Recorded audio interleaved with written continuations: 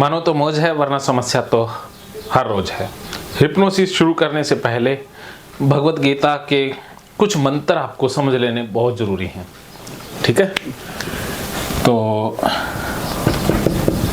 Gita for sexual OCD. आपको ये तो पता चल गया कि आपको वो सेक्सुअल ओसीडी है। इसमें क्या होता है कि विचार आते हैं, और हिप्नोसिस से ये कैसे ठीक होगी ये अब आप जान लोगे, क्योंकि सीधा हिप्नोटाइज करने से पहले आपको एक बार मैं पूरा इसका स्ट्रक्चर बता देता हूँ, उससे आप पूरी तरह से ठीक हो जाओगे। और वो स्ट्रक्चर मैं आपको भगवत गीता से समझा रहा हूँ। अब देखो, सेक्सुअल ओसीडी में क्या होता है कि सेक्सुअल विचार आता है।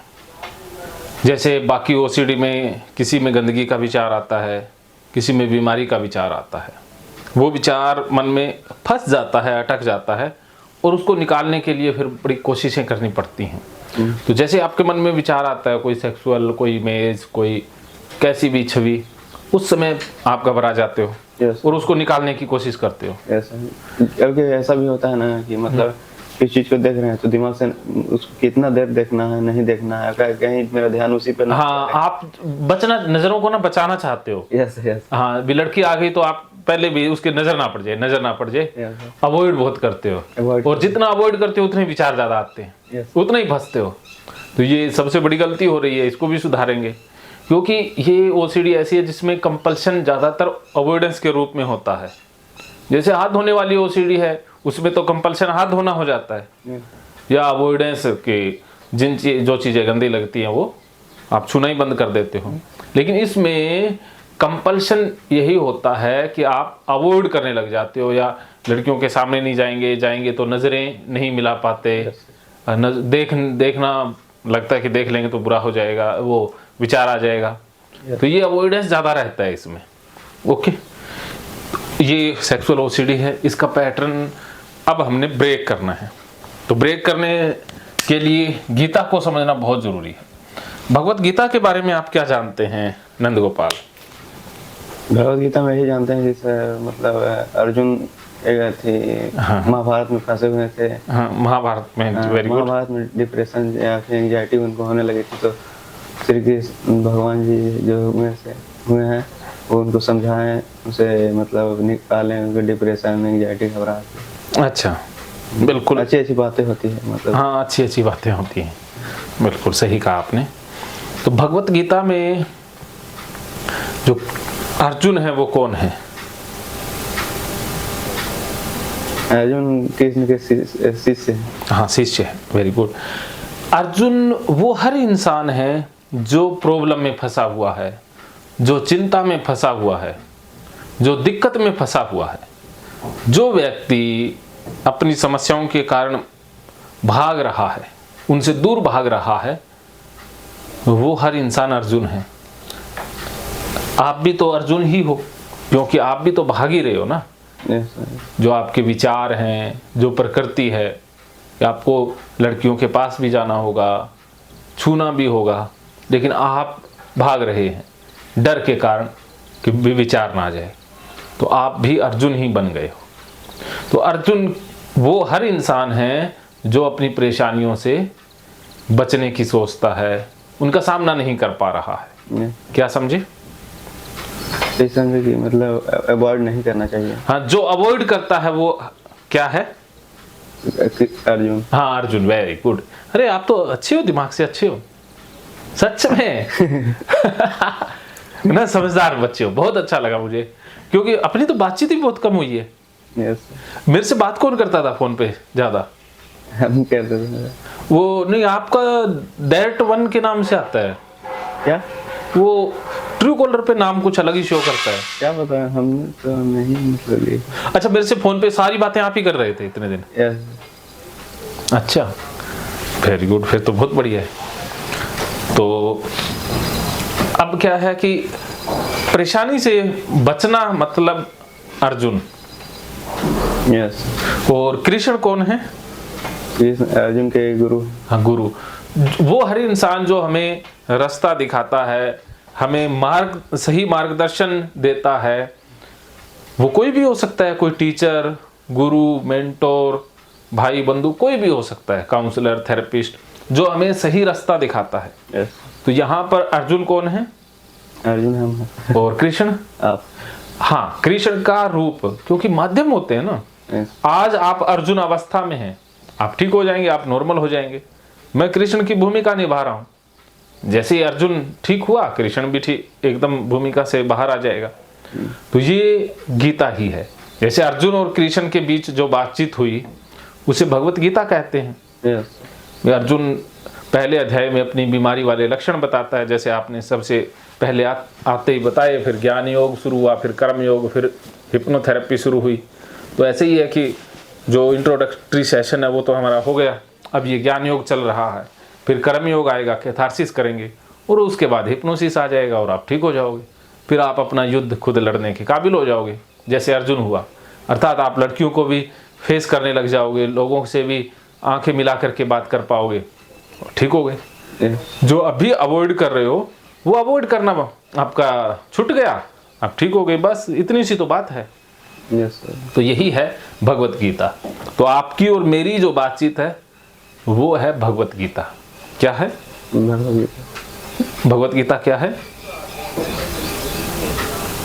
मेरी और आपके बीच ये मतलब बातचीत। हाँ हाँ हाँ, ठीक है। तो इसमें जो महाभारत है वो आपके मन में चल रहा है कि आपके मन में तो महाभारत चलता ही रहता है ना। Yes yes. 24 घंटे रुकता ही नहीं है, दिमाग रुकता ही नहीं है, चलते रहता है, चलते रहता है। तो इस महाभारत को जीतना है तो हमें गीता की आवश्यकता पड़ेगी। और तो अब महाभारत को जीतने के लिए आगे बढ़ते हैं। गीता के अंदर 18 अध्याय हैं, ठीक है। Yes. और उसमें 700 श्लोक हैं। एक एक अध्याय को या एक एक श्लोक को तो हम नहीं ले पाएंगे, क्योंकि इतना विस्तृत वर्णन करने के लिए बहुत महीने लग जाएंगे। Yes. इसलिए हम इसको शॉर्ट में समझेंगे। विद्वानों ने गीता को 3 भागों में बांट दिया। सबसे पहले है ज्ञान योग, लेकिन आपके लिए ज्ञान रोग है। आपके लिए अब ज्ञान योग नहीं रहा, रोग बन गया है। दूसरा है कर्म योग, लेकिन आपके लिए तो कर्म भी रोग बन गया है। और तीसरा है भक्ति योग।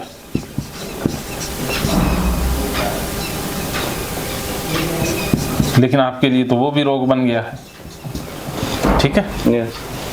तो आपके लिए अब योग नहीं रहा, रोग है। तो अब रोग को योग में तब्दील करते हैं, ठीक है। ठीक है।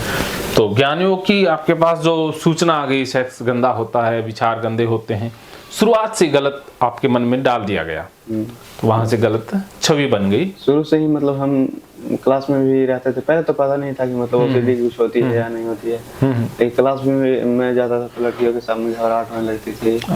वो क्या कि नेचुरल था, लेकिन आपके क्या है कि परिवरिश में ऐसा रहा कि इस चीज को अच्छा नहीं माना गया।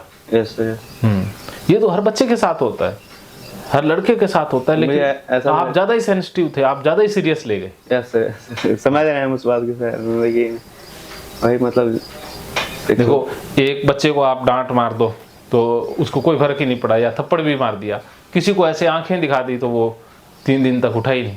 yes, तो आप इतने ज्यादा सेंसिटिव हो कि हर विचार को ज्यादा वैल्यू दे देते हो।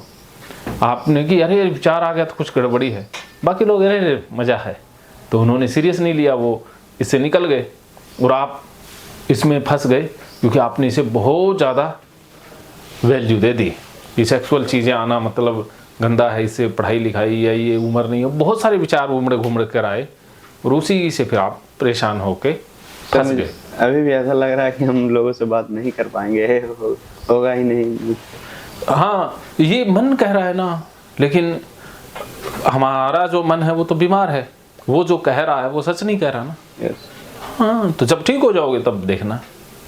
ठीक है। हाँ, तो परेशानी में जब होते, दर्द हो रहा होता है या तब लगता है कि कभी दर्द था भी नहीं कल्पना हो सकती ना। जब बारिश हो रही होती है तो लगता है कभी भी धूप भी होगी। जब चिलचिलाती जब लू चलती है तो कभी लगता है कि कभी सर्दी भी रही होगी, है ना। Yes, तो अभी आप फंसे हुए हो ना, इसलिए लगता है कि अरे मैं कर नहीं पाऊंगा। सब कुछ हो जाता है, क्योंकि परिवर्तन का नियम है ना एक, ये सब चीजें बदल जाती हैं। ये आपका जो विचार है कि नहीं कर पाऊंगा, ये भी तो बदल जाएगा। ये कौन सा परमानेंट रहेगा, yes, है ना। सब चीजें बदल जाती है ना। तो विचार कुछ भी परमानेंट, क्या समझ में आया? कुछ भी परमानेंट नहीं होता। तो फिर विचार कैसे परमानेंट रहेगा? Yes, ये भी तो बदल जाएगा ना। बस इतनी सी तो बात है। तो ज्ञान योग को जो रोग बन गया उसको भी योग में बदलेंगे, और फिर कर्म योग को भी, कर्म योग रोग से योग में लेकर आएंगे। तो सबसे पहले भक्ति रोग को योग में ले आते हैं। इसके 3 फंडे हैं। सबसे पहले है समर्पण, और नंबर 2 है स्वीकार, और नंबर 3 है प्रकृति के नियम।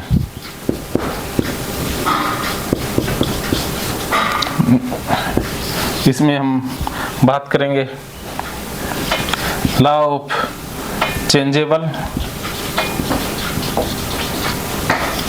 Law of uncertainty, law of sexuality.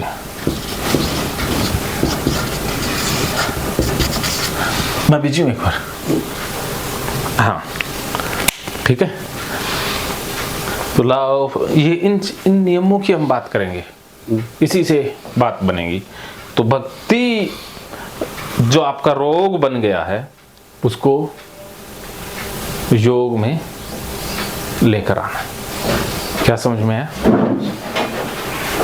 रोग को योग में। हाँ, तो इसके 3 स्टेप हैं। सबसे पहला स्टेप है समर्पण, दूसरा है स्वीकार, और तीसरा है प्रकृति के नियम। अब इनको एक एक करके समझते हैं। तो इतना सारा समझ में आ गया? कोई कंफ्यूजन कुछ भी? तो अभी तक क्या समझ में आया बताइए? ये गीता मतलब हमारे लिए बहुत अच्छा उपाय है इनसे, बीमारियों से लड़ने के लिए। हाँ, और यही स्वीकार करना है, समर्पण आपके ऊपर मतलब करना है। हाँ, समर्पण कर देना है। तो अभी तो आपका मन फोकस हो गया है एकदम, फोकस है। हाँ, तो ओवर थिंकिंग रुकी है ना? सर रुकी है अभी। हाँ, तो यही चाहिए था बस।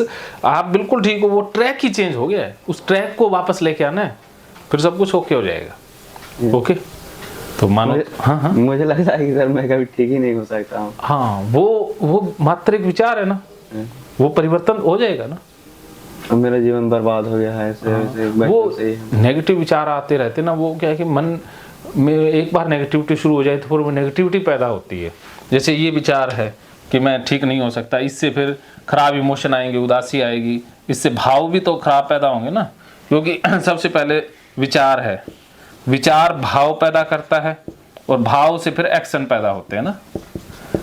एक्शन, कि विचार आया कि मैं ठीक नहीं हो सकता, तो भाव उदासी का आएगा, वो एक्शन बिल्कुल लेथार्जिक, कुछ भी नहीं, अब तो फिर प्रयास करने का फायदा ही नहीं।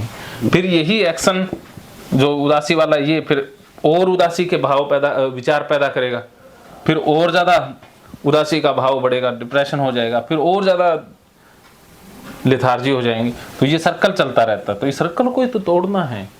क्या समझ में आया? सर्कल को तोड़ना है। हाँ, तो ये विचार हैं, इन विचारों को आपने लिख लेना है। इनको हम तोड़ेंगे, ज्ञान योग से भी तोड़ेंगे। ज्ञान योग से सीधा विचार पे अटैक करेंगे, कर्म योग से एक्शन पे अटैक करेंगे सीधा, और भक्ति योग से सीधा भाव पर अटैक करेंगे।